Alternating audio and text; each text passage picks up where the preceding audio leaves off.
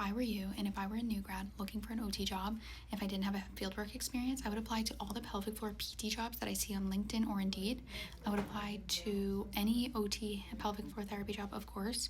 I would still take Herman and Wallace or Lindsay Vestal's course, and I would email the front desk of pelvic only places because sometimes they're willing to coach. When I went into OT school, I didn't necessarily know that I would be a pelvic floor therapist, but I knew I wanted to work in the women's health field. As one of my volunteer hours before getting into OT school, I worked in a women's health clinic, and it wasn't necessarily pelvic floor therapy, but it was actually upper extremity rehab for post mastectomy. And it was a women's health clinic, and it was from an OT.